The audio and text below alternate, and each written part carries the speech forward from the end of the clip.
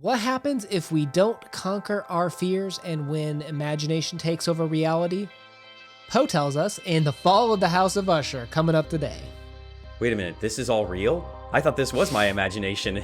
This is reality? Oh Lord, we're in trouble. You don't know. Those 1839 stories always leave you hanging, and Poe being the master. I think most literary people, readers, I think even students would say, oh, this is very Poe-esque. They'd be like, oh, I get that. You know, that Gothic feel, right? Well, I'll say this for Poe. This was definitely a story that I think was more challenging for me. I don't know if it was just my mind space where I was, but like as I'm reading it, like, did you find yourself kind of like wandering off, like kind of like... I don't think I was distracted, but I was definitely feeling that allure of, what could this possibly mean? And it was like every other sentence, I'm thinking, wait a minute, I got to read that sentence again, because I was still thinking about the previous sentence, yes, because it just feels like every single sentence in this story, we could do a 10-minute video on. There's just so much depth to Poe, and he is somewhat difficult to grasp because his concepts are very far-fetched, even in 2022, and this was written nearly 200 years ago. So the story, to your point about language, is gorgeous, right? Like it opens up with, there was a coldness, a sickening of the heart, in which I could discover nothing to lighten the weight I felt. What was it, I asked myself? What was it that was so fearful, so frightening in my view of the House of Usher? This was a question to which I could find no answer.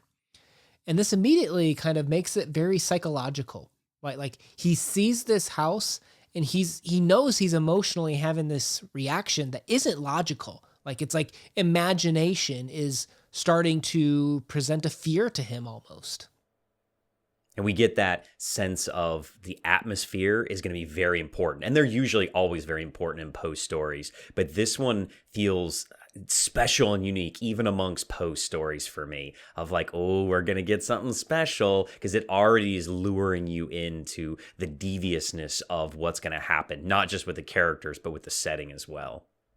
Well, and then his character work too, typically like, you look at the Cask of Amontillado or even the Telltale Heart, it's typically characters that are close to each other, but then there's suddenly a divide, right?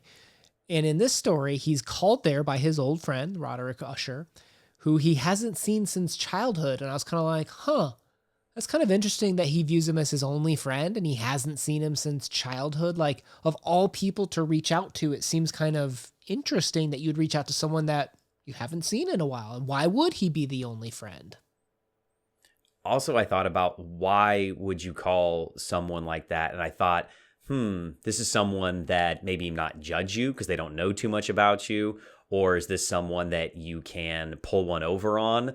I thought, oh, he's luring out this poor sucker. That this guy's going to be a victim for sure. And I thought the whole time, I'm like, narrator, you better have eyes in the back of your head, buddy, because you are in for a whirl. Yep. And, so on top of that, the characters are kind of isolated. The house, isolated, setting up this classic hero's journey almost, where a character has to leave their comfort and enter into this alternate universe, right? So he's like leaving the world behind, entering into this crazy House of Usher area. And it's worth pointing out, interesting, the narrator even tells us house has two meanings, right? You have house like the physical entity of a homestead, protecting you where you live, but house can also mean like familial line. And here we are coming and being called to this dying, sick familial line that's like down to their last two. Yeah, the house is definitely a character unto itself, but I feel like the house is also supposed to be symbolic for the two other individuals in the story besides the narrator, the brother and the sister. One of the interesting things, so if we do take this house to be symbolic of the family, is you'll notice he keeps talking about that dang tarn, right? AKA a lake. Like he's looking into this and like it provides like this distorted image of reality, right? We talked about imagination. We talked about fear popping up in this isolated area. And here he is looking at a distorted version of reality of this house, like this creepy, wavy vision of the house in the lake. Like, what did you think about that? I think it added a layer of like duality throughout the whole story. You have the brother and the sister, and they're kind of mirrors of each other. and then you have the house being reflected down the lake, mirror of each other. The kind of life and death of the brother and the sister, mirrors of each other. The end of the story, it breaks in half, two pieces mirroring each other of the house when it breaks. There's a lot of duality in this story, and I think that Poe is maybe going for the duality of human nature. And duality too, even in the sense that when he gets closer, you'll notice that there's an inconsistency with expectations and what his eyes are maybe playing tricks on. We have that quote, "Perhaps the eye of a scrutinizing observer might have discovered a barely perceptible fissure, which, extending from the roof of the building in front, made its way down the wall in a zigzag direction until it became lost in the sullen waters of the tarn." I actually read the wrong quote there. I was meaning to go to a different quote, but while we're here, I think I wrote this one down because I thought it was interesting how the zigzag finds its way into the water. So we talked about like the split between reality and a perception, like a fake reality in a sense. And we can see how the split comes down to meet the water in a sense too, the way that there's like a crossing of boundaries even. Now, the quote that I meant to say, "No portion of the masonry had fallen, and there appeared to be a wild inconsistency between its still perfect adaptation of parts and the crumbling condition of the individual stones." So I felt really uneasy when this is happening. I'm like, wait a minute, is the house really falling apart? Is our narrator like crazy? Is this a journey into madness when we enter into this other isolated world? Because that's kind of a thing Poe likes to do. I as well felt the stir of psychological issues. We know that is something that Poe likes to toy with. And here, I think the house is painting that imagery for something that's supposed to make you feel unsettled. And is this story going to be about something terrible happening to the narrator, or is it going to be something happening terrible to the Usher family? Or all of them together, because you think of all of the masonry, all of these people working together, holding things together. Are they going to survive, or are they going to crumble as individuals?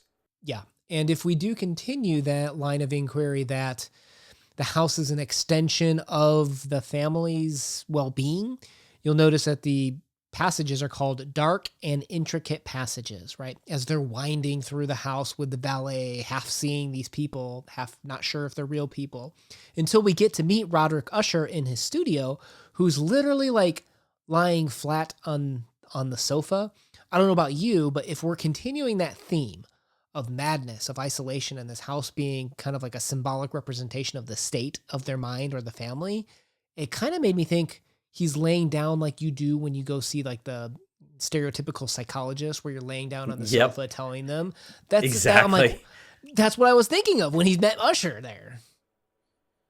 Yeah, I was like, if he's laying there and all these terrible thoughts are occupying his mind, and he's, surrounded by this haunted mansion, haunted house, so to speak, and he's wallowing in self-pity, thinking, oh my God, I have this inevitable doom. Our family is all falling apart. And he's swathed in madness, and it really draws you in quickly. And you're like, oh man, what's going to happen? What's going to pop out? And, and then it's just, when Madeline finally shows up, you're like a little disappointed, right? Because you feel like that Roderick has, he's boosted this up. He's played this up a lot from, just what has happened to him in the first few paragraphs. Well, I'll say this too. When you meet Roderick, I'm fairly confident. I'm not 100% sure, but I did a search for like the quotation marks. The first line of dialogue in this entire piece. Do you know what it is? Oh, it's from the narrator, right? Or is it from Roderick? It's from Roderick, and he says, "I shall perish," which I thought was a really interesting opening line for the House of Usher, basically. And he's ushering us forward. Oh, so a little play on words there. Ah, nice, Poe. I see what you did.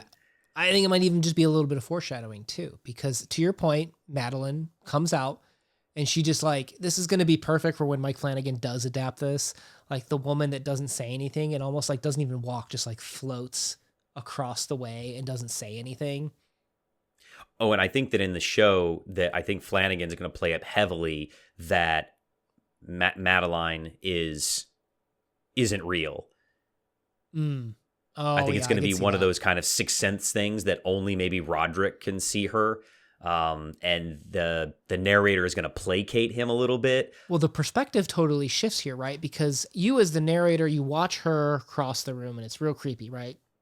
And then you turn back and look at Roderick and he's like covering his face and crying. But it's not clear why. Like, it wasn't clear to me, was this sadness or was this fear of the sister even too? Or guilt. Hmm? It could be guilt of losing family, guilt of something that he's done. Either way, he knows that the house is splitting. Like literally both physically the house and figuratively the family is splitting as she is kind of going through this thing too, because you have this unidentified, I forget the word that they use, but she's like unresponsive to the world. I want to say the word catatonic, but that's not the right word.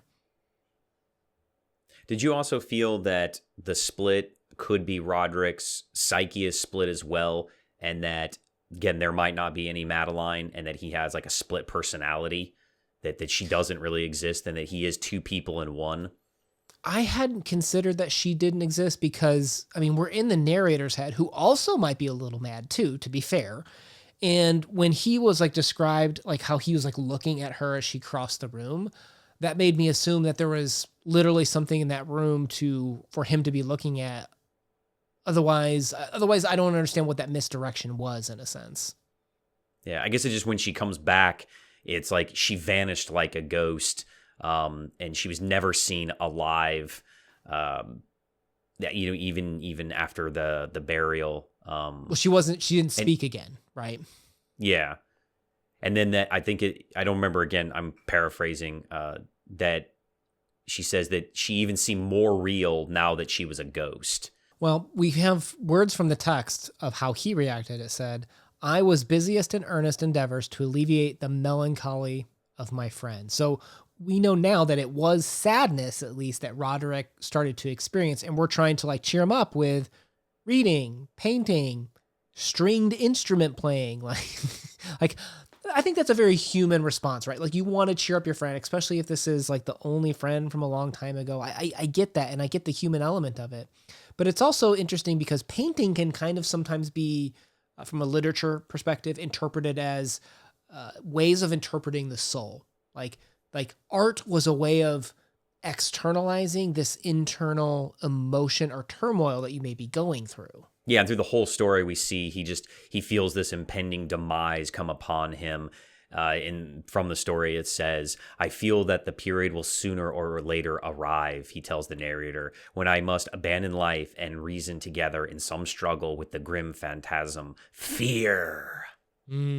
Yeah, there's that fear thing again, right? And fear, Yep. Fear of what? Right? Is it fear of imagination? Is there a physical harm at this point in the story? Like, it's a very unnerving experience. And if we do believe that painting and art are that extension, right? Like only stringed instruments because all the other instruments freak him out, right? And then for art, his art was abstract, right? It wasn't concrete. It wasn't clear. In the same way that there's a lot of ambiguity in the story. So this is the point of the story when they read the poem, right? The Haunted Palace. Oh, yeah. This is a poem that Poe wrote that kind of feels meta, that he's injecting in here into the story as well. Going to that earlier point about reality and fictionality, this is technically a real poem by Poe that is fictional, that he's ejecting into another fictional work of his that we're reading in a book in real life. Like, it gets kind of meta real quick. So are we led to believe that the Usher family was real? Because if Roderick and Madeline are the last two, and they both die, that family's no more, they wouldn't exist today. So is this the swan song for that family? That, did Poe really know them? Is he the narrator? You know, because I feel like this one's a little bit too close to home. Well, it's definitely playing on kind of like that duality of imagination and fictionality. But even in the story, you have this idea of the king being haunted by evil. And isn't that kind of what this house is doing? It's almost like this, I don't know if the house is evil, but there's like an evil presence that's playing on both the ushers and even to an extent the narrator, because coming up soon is like that story that they read about the Echelot, the night, and he starts to read it and he hears the sounds in the house that are like happening in the book. Yeah, that's pretty creepy. Like, oh, what's going on? Like, are they conjuring reality themselves? Are is this a self-fulfilling prophecy? Because he already said, he keeps almost foreshadowing the foreshadowing of the foreshadowing. Well, and then you also have Roderick telling him, be like, by the way, like there's things that come to life in this house. And it's like, wait, what do you mean, man? Like Beauty and the Beast style? Like, what do you mean things come alive? Well, the story gets a little bit fantasy driven at the end, and I kept thinking to myself, when those type of elements are introduced towards the end of the story, and then Madeline being buried alive perhaps, or she is dead and she rises up to seek revenge upon her brother, if she's even real or not, is she a ghost, is she a zombie, is Roderick a vampire maybe, because they talk about how pale he is, and I thought maybe is the house punishing them because they're supposed to be monsters of some sort? It's hard to say. Like, there's a lot of theories out there, right? To me, I almost wonder if the Usher family has this just like self-annihilation prophecy where they're self-destructive, right? Like the idea of locking themselves up or destroying their own family. It seems to be brought unto themselves almost in a sense. Do you think that they're punishing themselves because they feel like they've sinned? Because it isn't implied in the story that Roderick and Madeline are also lovers. That the family has died away to just them two because of incestual behavior, and that they feel like they deserve to be punished. I did not pick up on any of those vibes at all, actually. To me, like the idea of isolation doesn't play well into going down that line. Now, I'm not saying that line of inquiry is wrong, but like to me, I was just like, well, why is this family splitting apart? Like, why are they two separates? And why does like even how it's carried out after her death, right? They want to put her into the vault and like seal her up, and it's directly below the narrator's room, but they're like, don't worry, it's lined with like this like metal, like it's cool, like don't worry about that dead body below you. Like there's something about how like even in death they're trying to like seal and isolate her in a sense that I would feel like if there were other intentions, to me, like I'd want to see them pull closer to each other almost. But interesting theory, I hadn't thought of that. Yeah, I mean, there's a lot of different ways. I mean, because he seems throughout the whole story to kind of blur this idea between living and dead and sanity and madness between the two characters, and it seems to bounce back and forth between them. Right, when Madeline is going insane, Roderick is okay. When Roderick's going insane, Madeline seems to be fine, and it gets back to that duality of just back and forth, back and forth, back and forth. Well, let's put it this way: the point of that mad tryst, like the night story, was about conquering your fear, almost in a sense, right? Is this maybe where the family went wrong? Is that they had these, I mean, they call him a hypochondriac, like thinking there's something wrong where there's not, or something like that. And all these fears pop up where there are no physical direct threats per se. Is one of the themes maybe failing to overcome your fear, like of not rising up to overcome the challenges that you create in your own life? Well, I guess that depends on the individual, right? What happens when you don't conquer your fear? Are you subjugated to it? Do you become a worse person? Do you deserve to be punished for not overcoming your fears? Well, in the story, right, we have both of the men trying to cheer each other up. Well, one's trying to cheer the other up.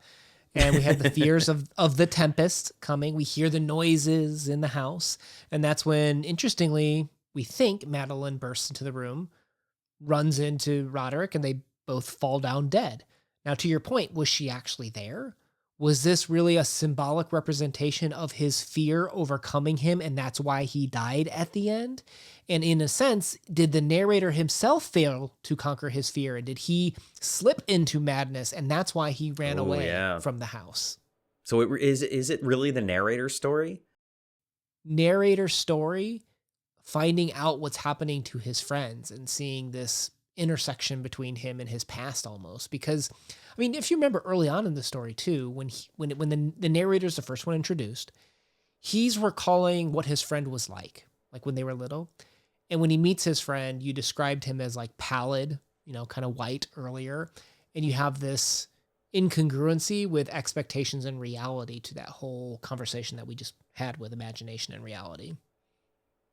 And they parallel him with like the house with the big open looking eyes on the house and his kind of gaunt eyes as well.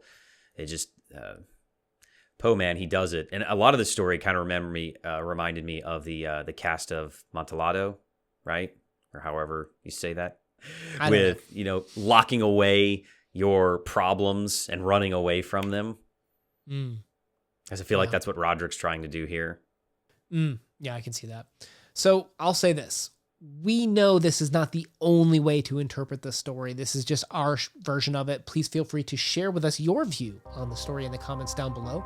We're going to leave a playlist to other Edgar Allan Poe talks that we've had on this channel down below. We'd love for you to check them out and subscribe to join us on the journey as we post videos every Monday and Thursday. Una out. Peace.